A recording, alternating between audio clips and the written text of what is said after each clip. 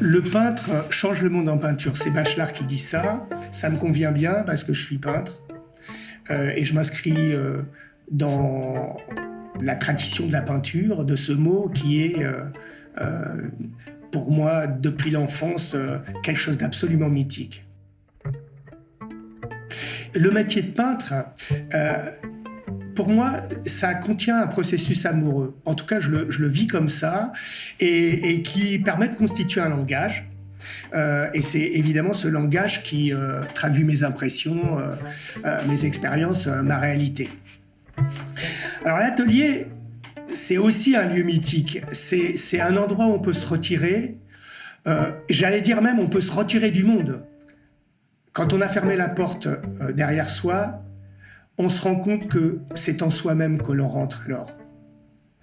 C'est un espace absolument onirique.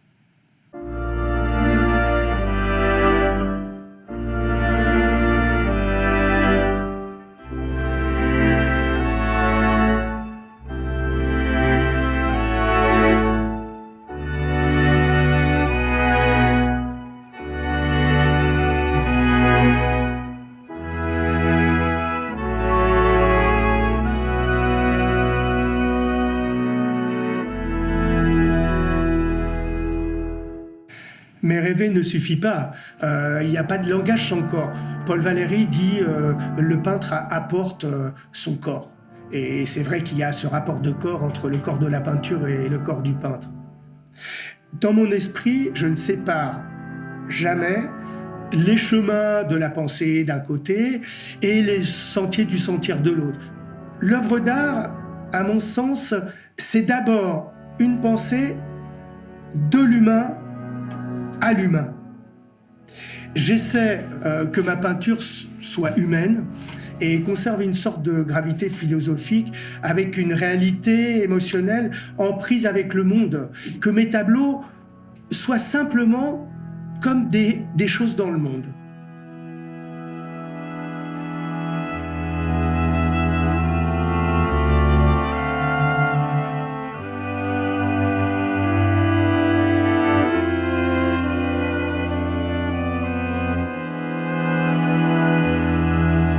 Dans le temps du tableau, j'ai le sentiment d'être à la fois mortel et en même temps éternel. Je dis que je peins et je suis peint. C'est pourquoi les tableaux savent des choses que moi-même je ne sais pas.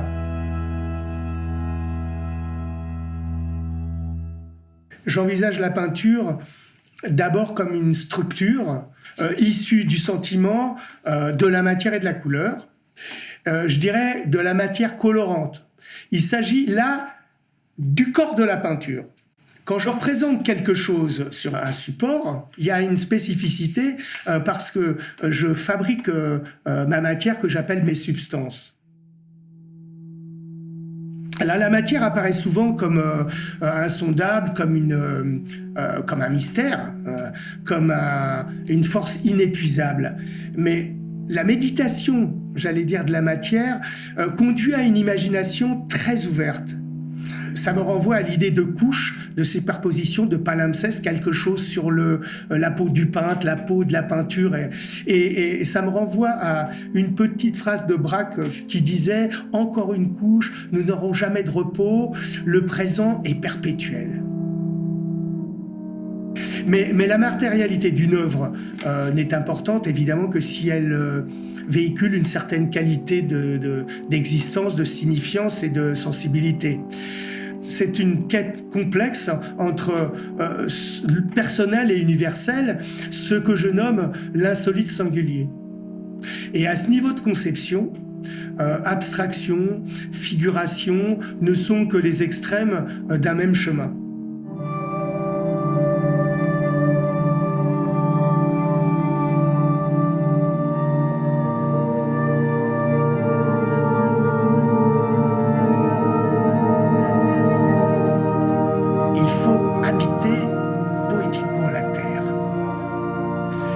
Chaque homme, dans sa nuit, s'en va vers la lumière. La lumière dessine l'obscur. C'est le désir douloureux de la lumière. Une petite éternité. Dans une démarche d'introspection, et de réparation. Ce ne sont pas des tableaux de la nature, mais l'absence de la nature qu'il faut regarder. Le paysage est la figure du manque et c'est la lumière qui fait l'image. Il s'agit d'une transfiguration du monde par la poésie.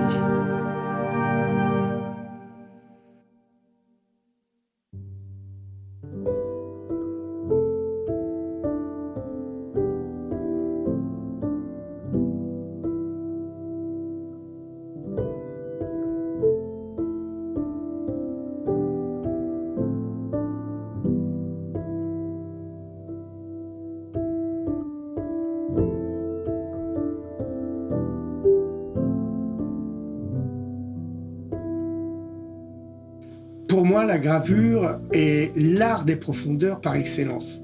C'est un métier qui pourrait être considéré à mi-chemin entre le travail du sculpteur et le travail du peintre-dessinateur.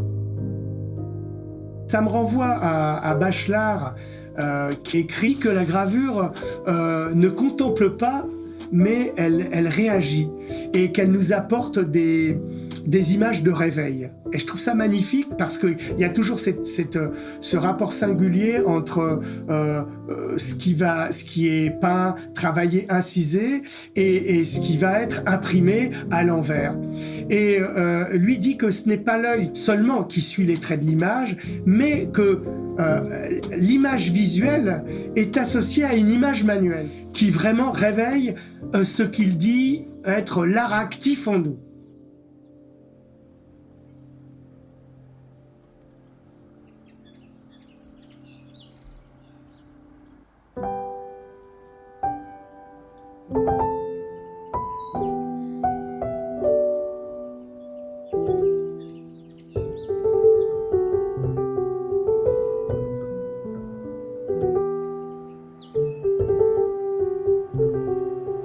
La poésie, c'est avoir l'infini en soi. Elle parle au seuil de l'être. C'est un mode de connaissance autre qui permet de voir au-delà.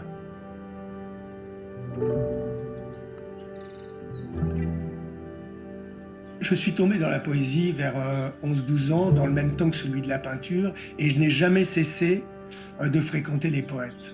Chaque jour, je lis un poème, les poèmes m'accompagnent, la poésie m'accompagne dans ma vie d'homme, mais aussi dans ma vie d'artiste.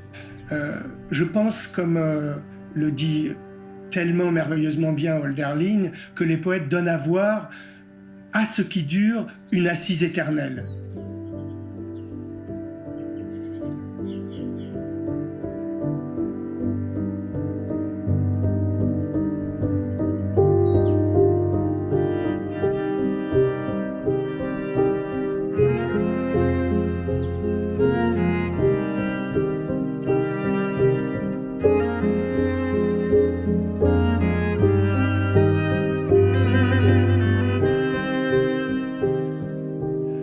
Le livre d'artiste est un objet d'art.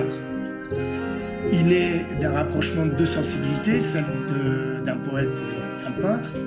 C'est réellement la conjugaison singulière pour que se voit et se lit dans le même temps la langue peinture et celle de la poésie. Quand je parle de la langue peinture, c'est bien parce qu'il s'agit d'une expérience commune entre la peinture et la poésie. On peut imaginer ou on peut formuler que la poésie est une peinture parlante et que la peinture est une poésie muette. Au fond, la peinture n'exprime pas autre chose que l'impérieuse nécessité à laquelle elle soumet le regard, comme la poésie finalement ne dit rien d'autre que ce secret vertigineux, creusement au cœur du langage, ce qui relève à proprement parler de l'indicible.